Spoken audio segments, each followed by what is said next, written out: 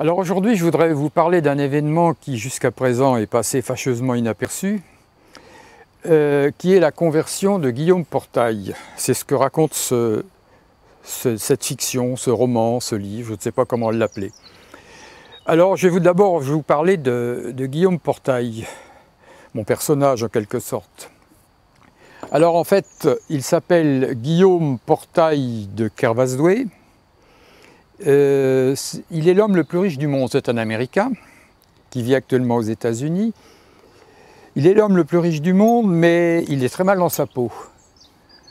Parce qu'en réalité, il est issu d'une famille aristocratique, d'une vieille famille aristocratique française qui a émigré aux États-Unis après la Révolution et qui a gardé ses valeurs aristocratiques, sa devise, ses armoiries, qui envoie ses enfants faire ses études en France à la Sorbonne, enfin, voilà.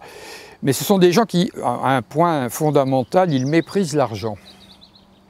Or, Guillaume Portail est devenu l'homme le plus riche du monde, grâce à la découverte de plusieurs gadgets, dont Microsoft, dont tout le monde a entendu parler. Il méprise l'argent et il n'est pas très bien dans sa peau. Il a conscience d'avoir trahi les valeurs familiales. Et puis le destin lui a envoyé une fille extrêmement intelligente, qui fait bien entendu ses études en France, mais qui très rapidement plaque ses études pour rejoindre le mouvement de Notre-Dame-des-Landes, dont elle devient une des égéries. Alors personne ne sait que c'est la fille de Guillaume Portail, parce qu'elle est évidemment sous un nom d'emprunt. Et donc cette fille n'arrête pas de le travailler. Et comme par ailleurs, la contradiction avec les valeurs aristocratiques dont il est fier est devenue telle que pour lui c'est devenu insupportable. Et donc un jour, eh bien, suite à une visite, il vient visiter sa fille à Notre-Dame-des-Landes, qui s'appelle dans mon histoire Notre-Dame-des-Bruyères. Et à la suite de cette visite, il comprend qu'il y a quelque chose qui l'a manqué. Et il commence à reconsidérer complètement son existence. Et puis, il est un jour invité à venir présenter le forum de Davos, faire la conférence introductrice. Et ça va être pour lui, si je puis dire, le chemin de Davos. Et donc, il discute avec un théoricien, un économiste français qu'il connaît, puis avec un théoricien de la décroissance que lui présente cet économiste. Et puis finalement, toute la nuit, il discute avec lui, jusqu'au point où il va se trouver acculé, il n'aura plus d'arguments, il va perdre les pédales. Et à la suite de cette discussion, eh bien, il subit une espèce de... Il éprouve une sorte d'expérience étrange qui s'apparente à une expérience mystique. Son vieux moi s'effondre et il devient quelqu'un d'autre. Voilà en gros ce qui va le conduire à s'en prendre au capitalisme. L'homme le plus riche du monde décide soudain, à la suite d'une conversion mystique, de s'en prendre au capitalisme. Alors comment faire? Eh bien, c'est sa fille qui va le piloter. Sa fille lui explique que la France est dans une phase très incandescente, presque pré-révolutionnaire, et que le coup extraordinaire à tenter, c'est de faire croire au pouvoir français qu'à la suite de l'élection de Donald Trump, il ne se sent plus en sécurité aux États-Unis, et que comme par ailleurs il est d'origine française, qu'il porte un nom français dont il est très fier, une très vieille famille, il fait savoir par un simple tweet qu'il va venir en France avec toute sa fortune et ses fondations pour contribuer à sa modernisation. Alors dans un premier temps, il fait croire, il tient le langage qu'on attend de lui, le langage de l'homme le plus riche du monde, mais d'un Américain qui croit au progrès, à la technologie, aux valeurs du capitalisme, etc. Il parle le langage qu'attendent de lui les élites. Et donc, il fait savoir qu'il va énormément contribuer à la modernisation de l'agriculture française. Et donc, Et d'autre part, il fait savoir qu'il souhaite reprendre l'aéroport de Notre-Dame-des-Landes, rebaptisé Notre-Dame-des-Bruyères dans le récit, de manière à faire un aéroport beaucoup plus colossal, le plus grand aéroport de l'Ouest européen. Il fait un discours à la Chambre des députés qui lui vaut une longue standing ovation. Et la classe politique entre littéralement en transe quand elle apprend que Guillaume Portail a tous ces grands projets pour la France. Alors, Vinci est évincé, et grâce à l'aide du président qui vient juste d'être élu, grâce en partie à son coup de main, Désiré Macro vient d'être élu, le nouveau président de la République française.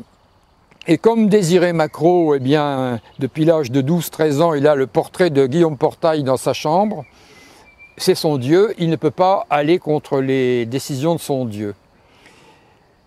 Et donc, dans l'euphorie la plus totale, l'aéroport de Notre-Dame-des-Bruyères lui est confié. Et puis, autour, il achète des millions d'hectares, en faisant savoir qu'il va participer à la modernisation de l'agriculture française, à une très grande échelle, des millions d'hectares. Il a les moyens de le faire. Et il veut passer aux fermes de 10 000 vaches. Il estime que les fermes de 1000 vaches, c'est beaucoup trop petit. Donc les pouvoirs lui aplanissent la voie.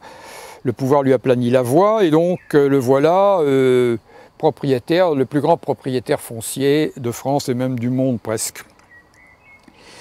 Tout ça est favorisé par un logiciel spécial que lui a confié un ami de la CIA qui permet de savoir d'emblée qui sont les agriculteurs, ce qu'ils veulent, leurs moyens, leurs projets, leurs réserves en banque. Enfin, il sait tout sur les agriculteurs. Et donc, il a des équipes spéciales qui vont démarcher auprès des agriculteurs et qui arrivent à les convaincre que s'ils acceptent de passer à l'agriculture biologique en quelques années, tout cela est bien, il y a un calendrier qui est prévu, eh bien, il va effacer leur dette au Crédit Agricole. Et quand la démarche est terminée, eh bien, d'un clic, il va régler la dette de tous les agriculteurs français dans le besoin. Et d'un seul coup, l'agriculture française, d'abord dans la région qu'il a achetée, mais un peu partout par répercussion, va passer à l'agriculture biologique. Et donc voilà comment ça se passe. Un jour, par un tweet, eh bien, il fait savoir qu'il n'est pas question du tout de créer un aéroport colossal, mais de tenter une gigantesque expérience agrobiologique d'une ampleur jamais vue, qui va tout entraîner dans son sillage. Alors les jeunes se mettent à affluer de la France entière, puis du monde entier, et il redistribue les terres pour 1 euro. Toutes les terres qu'il a achetées, il les donne. Il a décidé en réalité de brûler toute sa fortune de cette manière. Alors, lorsque la classe politique s'aperçoit du piège dans lequel elle est tombée, il est trop tard, et la société se met à bouillonner. Alors sur la fin de l'histoire, je ne vous en dirai pas plus, parce qu'il faut que vous le découvriez par vous-même. Mais ce que je peux vous dire, c'est que ça fait entrer la France et par répercussion l'Europe et par répercussion le monde dans une nouvelle phase. Si vous voulez, c'est la théorie des dominos. D'abord la France, qui est, comme vous le savez, le pays qui a tendance à donner le ton lorsqu'il s'agit de révolution, puis ensuite les voisins et ainsi de suite. Voilà l'histoire de Guillaume Portail. Alors en fait, qu'est-ce que j'ai essayé de faire dans cette étrange fiction? Évidemment, c'est une utopie. C'est une utopie. Je ne dis pas que c'est réalisable si facilement. Mais j'ai voulu prendre le contre-pied de plusieurs livres que j'ai faits sur la crise écologique qui sont d'un extrême pessimisme, notamment la politique de l'oxymore. La politique de l'oxymore décrit une société qui ira jusqu'au bout d'elle-même, de telle sorte qu'on ne pourra pas empêcher la catastrophe. On pourra l'amortir peut-être, mais la casse sera considérable. Voilà, ça c'est ce que j'ai écrit dans l'Oxymore, et j'avoue qu'à l'heure actuelle, malheureusement, c'est ce que je continue de penser au fond de moi. Mais j'ai voulu en quelque sorte me dédoubler et devenir quelqu'un d'autre en quelque sorte, et écrire une fiction positive, une fiction qui donne envie de vivre. Et d'autre part, bon, ce que j'ai voulu faire aussi, je ne le cache pas, c'est une satire de notre société. Et donc, en décrivant l'homme le plus riche du monde, décidant soudain de s'en prendre au capitalisme et d'entrer en France comme le cheval de Troie pour faire un coup qui ressemble un peu à celui qu'au fond De Gaulle a fait en 1958, quand il a promis de garder l'Algérie pour pouvoir arriver au pouvoir, puis ensuite a fait exactement le contraire de ce qu'il avait dit. Il y a quelque chose comme ça dans mon histoire. Mais bon, ce que je recherche aussi, c'est un effet de satire et un effet de comique de situation extrême. Voilà, j'espère y être parvenu et je vous souhaite une bonne lecture.